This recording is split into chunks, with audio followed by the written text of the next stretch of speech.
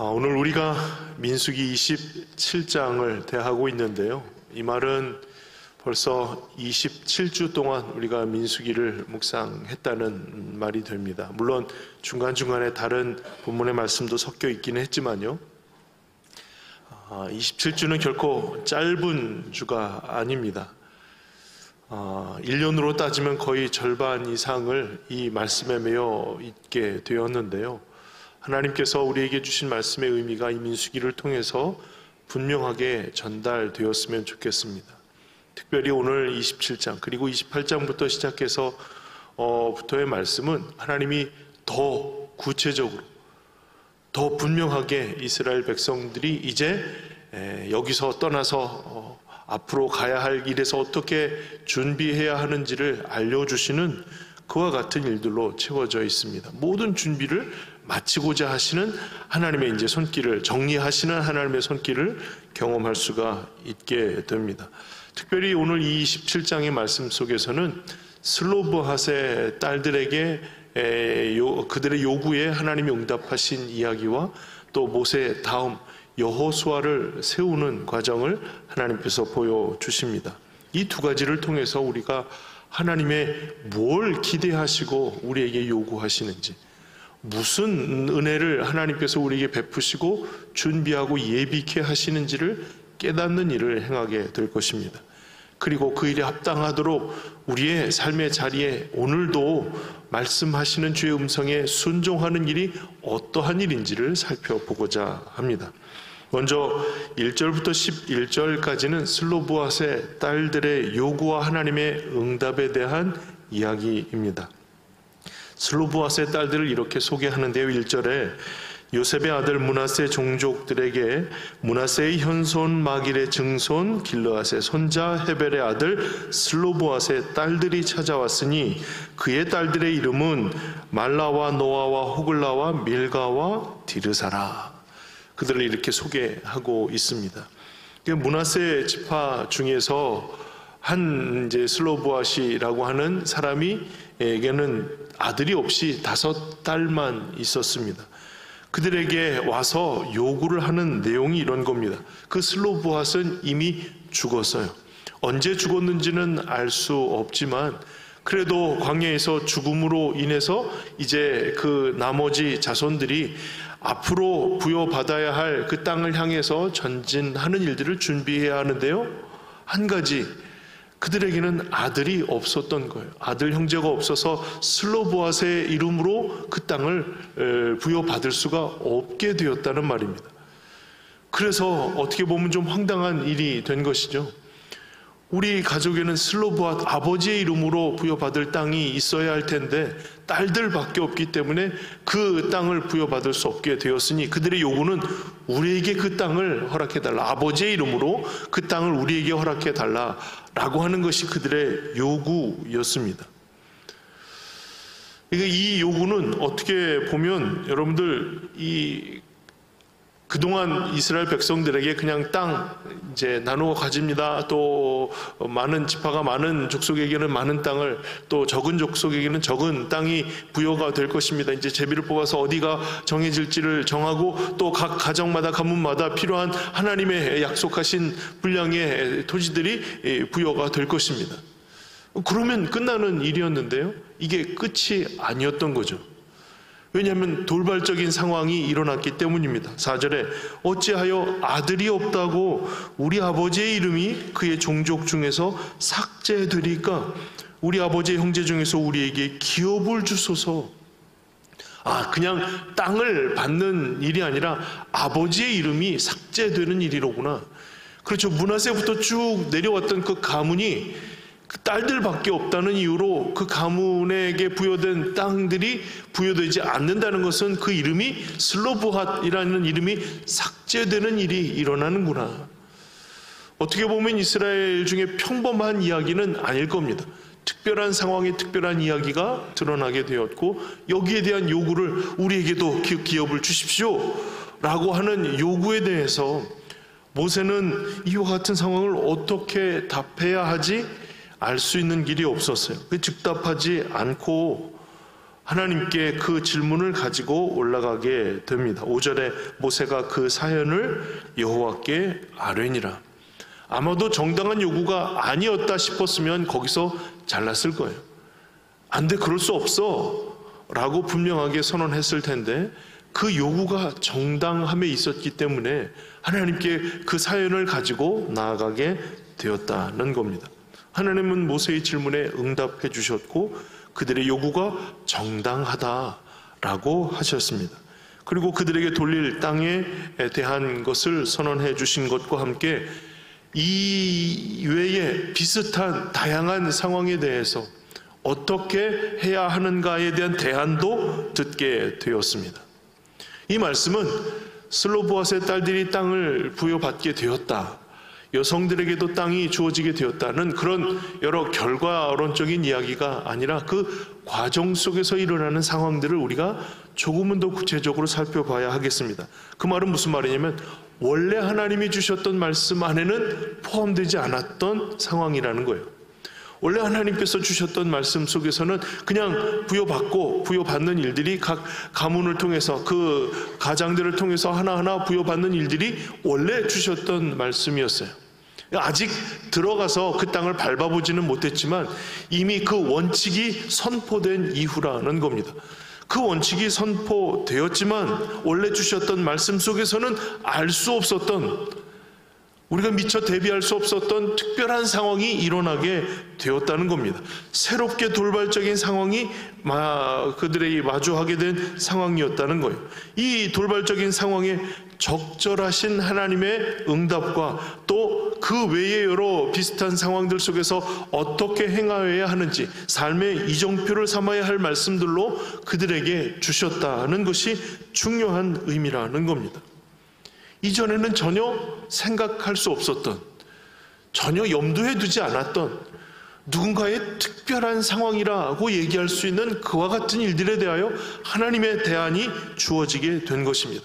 아, 그렇다면 이것은 이렇게. 그러니까 이미 주셨던 말씀을 적용하려다가 보니 누군가의 특별한 상황을 마주하게 되었고, 이 상황이 어떻게 될까요? 하나님께 묻자 하나님은 현재, 지금, 이후로 감당해야 할, 그들이 지켜야 할 하나님의 현재적인 말씀이 주어지게 되었다는 겁니다.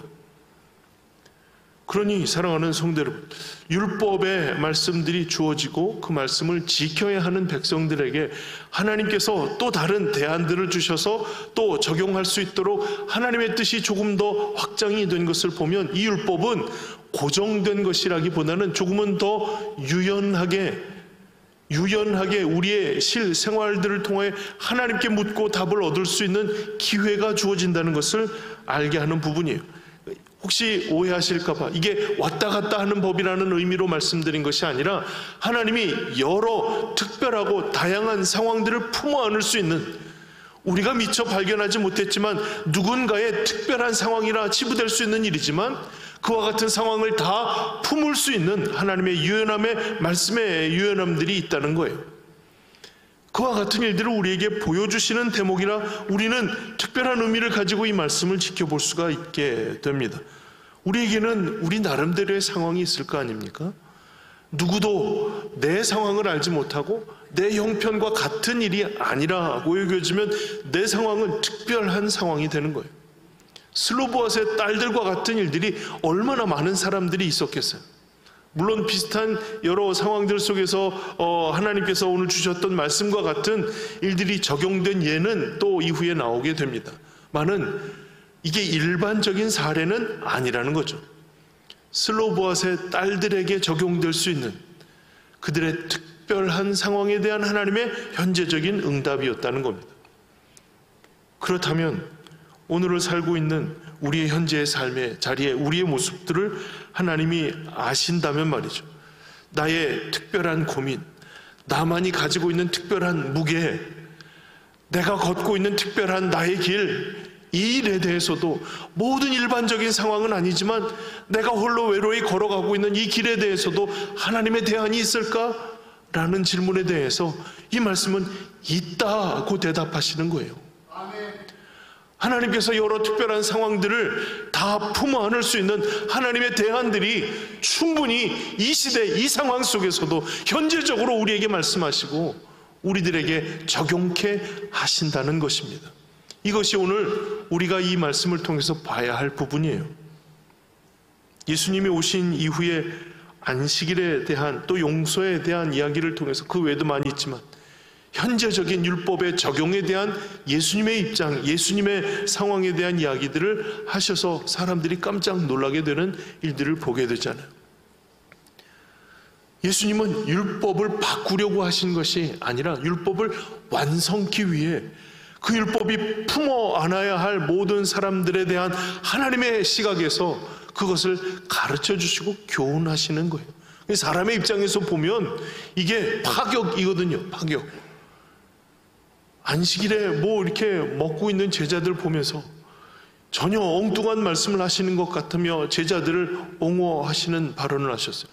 아, 그럼 안식일에 아무렇게나 막 해도 되는구나 라고 착각하지 않도록, 그 안식일의 정신이 흐트러지지 않도록 분명한 예수님의 음성을 통해서 그 주인이 누구인지, 무엇을 향하여야 하는지에 대한 분명한 기준을 설명해 주시는데요, 그 기준 속에서 삶이 자유롭고 분명한 하나님의 대안을 경험할 수 있게 해 주셨다는 겁니다. 원뜻이 무너지지 않고 하나님 말씀의 현재적인 적용이 가능하도록 이끌어 주신다는 거예요.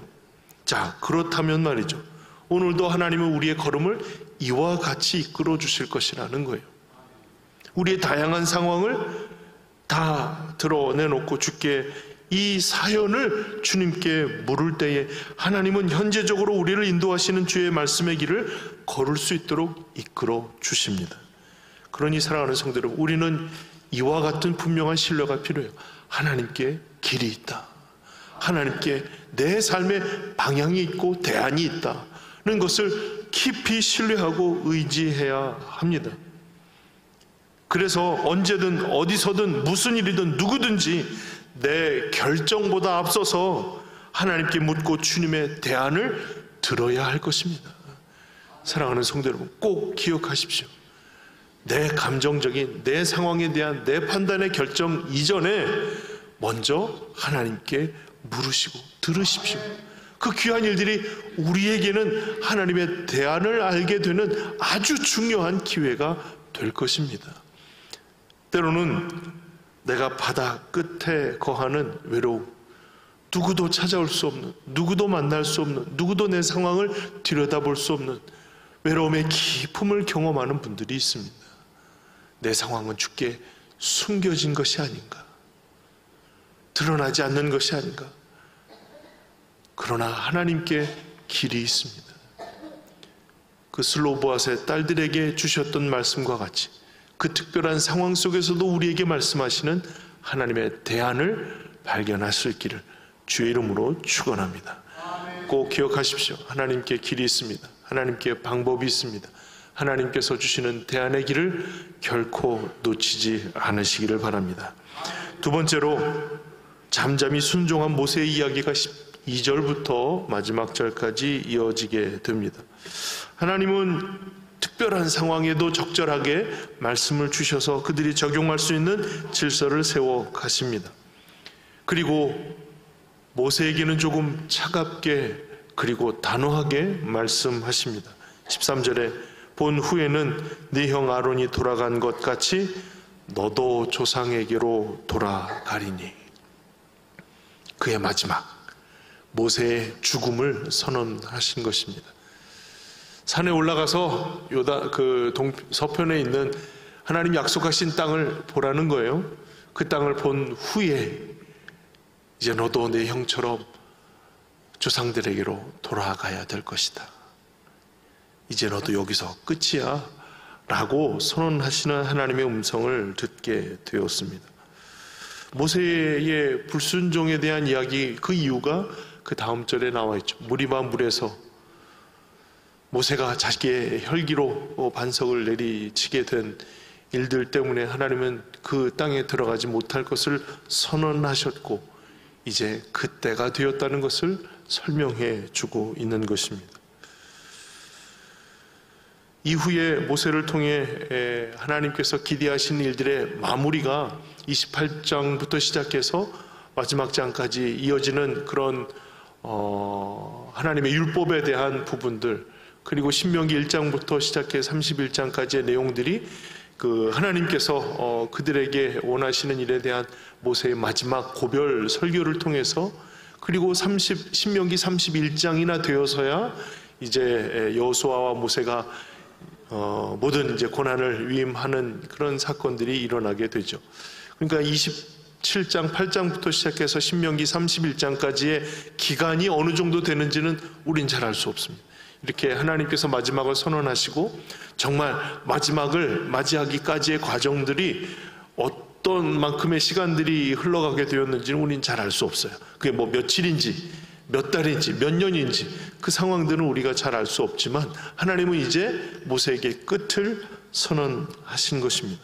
뭐 주님이 이렇게 부르셨는데 버틸 사람이 누가 있겠어요?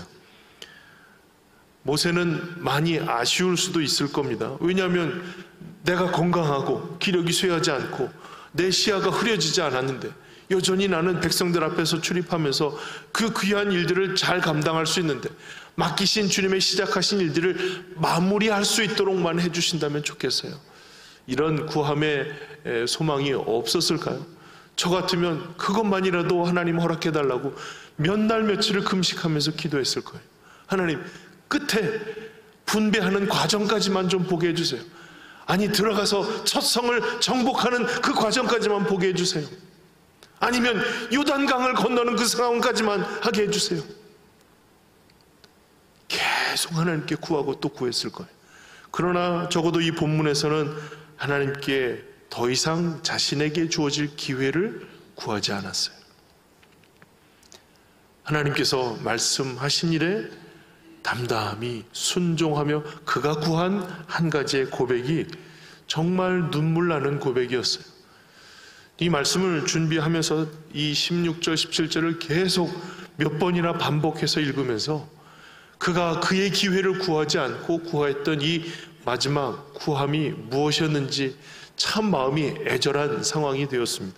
제가 16, 17절을 읽어보겠습니다.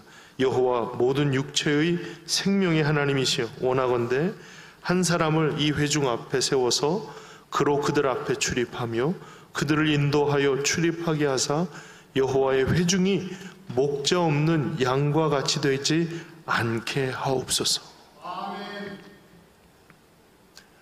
그 백성들, 지금 눈에 보이는 이 백성들, 모압 평지에 이제 마지막을 준비하며 분주하게 될 이 백성들, 그들에게 내 다음을 연결할 그 다음을 하나님 준비하셔서 이들이 끝까지 그 사명을 완수할 수 있게 해달라고 기도하는 것입니다. 그렇게 구할 때 모든 육체의 생명의 하나님, 내 생명은, 작게 보면 내 생명은 여기서 끝이고 내 생명은 더 이상의 한계를 벗어날 수 없지만, 넓게 보면 이스라엘 백성들의 생명의 하나님 아니겠어요? 그들의 생명을 축원하시는 하나님께서 그들이 안전하게 끝까지 모든 일들을 완수할 수 있도록 구하는 기도가 바로 그의 구함이었어요. 나는 여기서 멈추지만 그 멈춤 이후에 내 한계를 넘어서서 할 수 없는 영역 속에서 하나님의 돌보심이, 하나님이 지켜주심이 임하기를 위해서 기도하는 일이에요. 참으로 애절한 마음이고 간절함에 스스로 눈물이 나올 수밖에 없는 그와 같은 구함이 모세의 기도였어요. 좀 더 자세히 살펴볼까요? 그들 앞에 출입하며 그들을 인도하여 출입하게 할 사람을 뽑아달라는 거 아닙니까? 이것은 그냥 단순히 앞에 출입한다, 인도하여 출입한다는 말이 단순한 그런 이야기가 아니라 군사적인 이야기예요. 이게 무슨 말이냐면, 앞에 출입한다는 것은 앞에서 이끌어간다는 의미예요. 나를 따르라. 전쟁을 시작할 때 가장 앞장서서 그들을 지휘하고 인도해야 할 그와 같은 위치에 설 수 있는 사람이 되게 해달라는 겁니다. 그리고 그들을 인도하여 출입하게 한다는 말은 돌아온다는 거예요. 그들을 끌고 다시 돌아온다는 거예요. 그 전쟁을 마치고 귀환할 때 그들을 잘 이끌어서 안전하게 그들이 다치지 않도록 이끌어 돌아오게 할 그와 같은 지도자를 허락해 달라는 것이죠. 앞으로 그들이 맞닥뜨려야 할 현실 아니에요? 여리고성부터 시작해서 그들이 정복해야 할 땅에서는 수많은 전쟁을 경험해야 할 텐데 말이죠. 나를 따르라 나아갔다가 다 잃고 실패하고 터덜터덜 돌아오는 그런 지도자가 아니라 안전하게 귀가시킬 수 있는 그런 지도자를 세워주십시오. 모세의 마음속에는 이제 앞으로 내가 나아갈 수 없는, 앞으로 경험할 수 없는 그와 같은 일에 대해서 하나님이 그것을 감당하여 끝까지 완성할 수 있는 지도자. 그래서 그 고백이 뭐예요? 목자 없는 양과 같이 되지 않게 해달라는 거 아닙니까? 적어도 앞으로 나와 같은 결말이 아닌 상황을 만들어 달라는 거 아니겠어요? 끝까지 이 모든 일들을 완수할 수 있는 지도자를 허락해 주세요. 정말 애절하고 그와 같은 마음에 절절해지는 그런 기도의 제목입니다. 담담하게 순종할 수 있었던 이유는 나는 그 선을 넘어갈 수 없고 나는 미칠 수 없고 나는 도달할 수 없는 그 상황 속에서 하나님이 끝까지 지키시고 완수할 수 있게 해 주실 것에 대한 신뢰가 있었기 때문에 이렇게 담담하게 순종할 수 있게 된 것입니다. 하나님이 신뢰가 되지 않으면 그 불안함과 두려움 속에 무슨 기도인들 못하겠어요? 무슨 반항인들 못해보겠어요? 이 귀한 마음의 신뢰 때문에 하나님께 구하게 된 것이에요. 이 일에 대해서 하나님의 응답이 18절입니다. 여호와께서 모세에게 이르시되 눈의 아들 여호수아는 그 안에 영이 머무는 자니 너는 데려다가 그에게 안수하라. 그 다음은 여호수아야. 그 안에 영이 머무는 자라. 하나님께서 그 영으로 교제할 수 있는 사람이라는 것을 이미 파악하셨다는 거죠.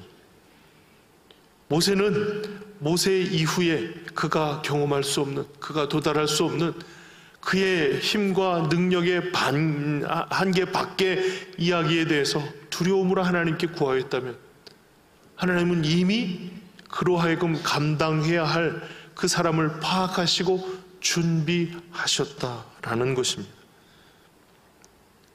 앞으로 이 길이 어떻게 될까? 앞으로 이 사람이 어떻게 될까? 앞으로 이 상황이 어떻게 될까? 이게 우리의 한계 밖의 이야기잖아요. 우리의 자녀들은 어떻게 될까? 안전하게 지낼 수 있을까? 어디에 가면 하나님이 지켜주실까? 이건 우리의 상황 밖의 이야기잖아요. 우리가 어찌할 수 없는 이야기잖아요. 그 현실 속에 하나님 이렇게 해주세요. 절절한 마음의 고백이 하나님이 이미 예비하셔서 준비하신 결과로 그로 받아들이게 하셨다는 거예요.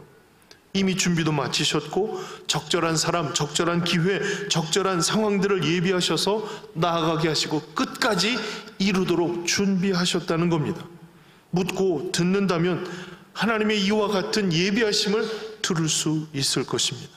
내가 갈 수 없고 미칠 수 없는 한계 상황 속의 구함은 하나님의 예비하심을 경험함으로 안심하고 이제 맡겨진 마지막 사역들을 잘 완수할 수 있는 아주 중요한 기회가 된다는 거예요.